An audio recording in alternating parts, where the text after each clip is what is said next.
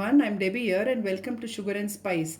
Today we are going to look at an all-time favorite, Paneer Butter Masala, which is a very rich gravy, which is very decadent and tasty and which is loved by all. So let's start cooking.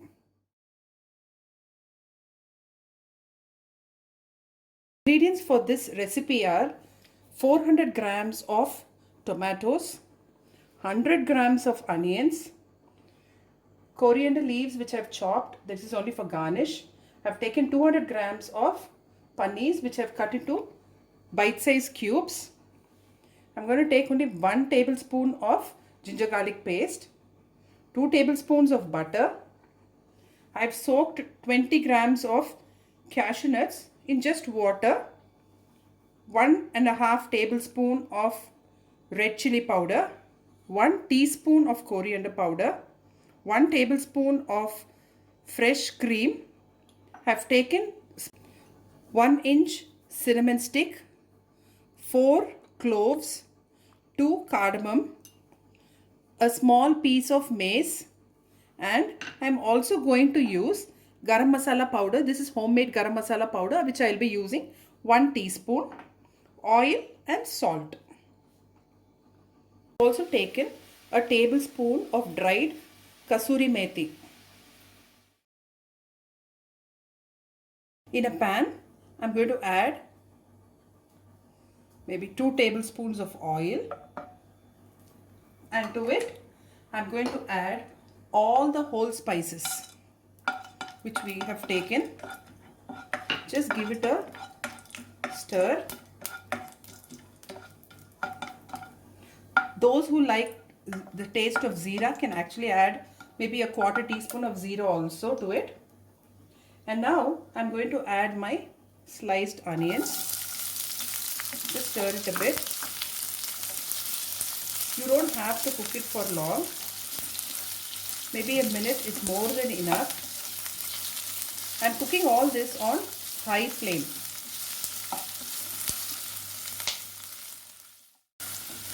It's almost a minute now. Now I'm going to add my tomatoes. You can see that I've only quartered my tomatoes because this actually quickens the cooking process. I have sauteed this for 2 minutes. Now all I'm going to do is reduce the flame and allow it to cook till the tomatoes are all well cooked and mushy. It may take around 10 to 15 minutes. So we'll just wait for another 15 minutes now. It's almost 15 minutes now, and I have opened and stirred in between also, and you can see that the tomatoes are all mushy and very well cooked. So at this time I'm going to switch off the flame, allow this to cook and grind this paste along with the soaked cashew nuts. So I'm going to just remove the cashew nuts from the water and then add them to this tomato and onion paste. Just give them a stir, let it cool completely, and I'm going to grind it into a very fine paste. Same pan, I'm going to add a generous amount of oil, 3 tablespoons, and I'm also going to add a tablespoon of butter. This is homemade butter. The link I will be posting in the description box below. And now to this I'm going to add my ginger garlic paste. Saute it for a minute so that the raw smell disappears. And then I'm going to add my chili powder, my coriander powder, stir it well, and now I will be adding my ground tomato, onion and cashew nut paste. Just give it a good stir. and it is very thick right now. So I will just rinse my mixie jar and also add that water to it. I've just rinsed and I'm adding the water so that this mixture becomes a little runny. I'm just stirring it,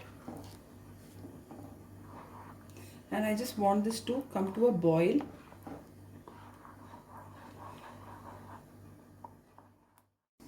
You can see that the gravy has now started to boil. So at this time I'm going to add my homemade garam masala powder. Cook it for another minute, and then I'm going to add my fresh cream as well.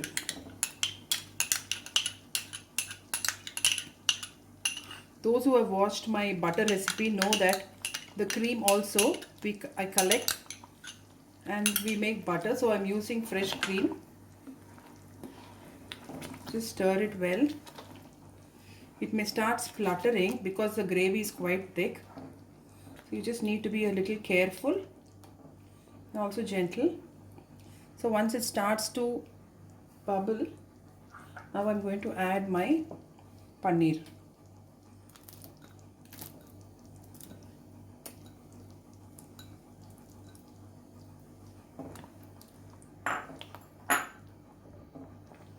Just stirring. Now at this time I'm adding salt.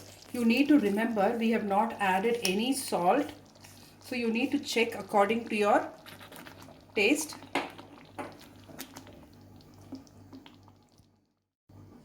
Now you can see that the gravy has started to boil, and finally I'm adding my kasuri methi.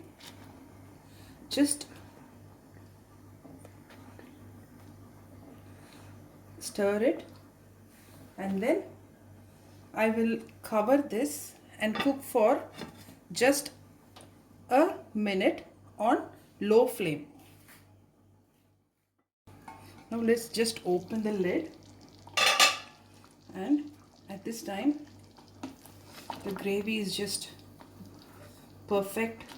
It's silky and the smell is really inviting. So I'm just going to add my chopped coriander leaves. Give it a stir, and also I'm going to add the rest of the butter.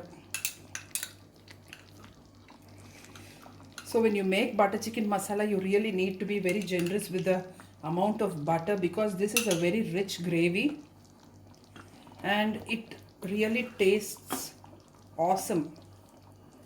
And even as I'm cooking, it gives out a wonderful aroma, the spices and the tanginess of tomato. It all, really is something that is very inviting to the taste bud. And this goes very well with zira rice or any simple roti also. So if you like this recipe, don't forget to like, share and subscribe to Sugar and Spice. Bye.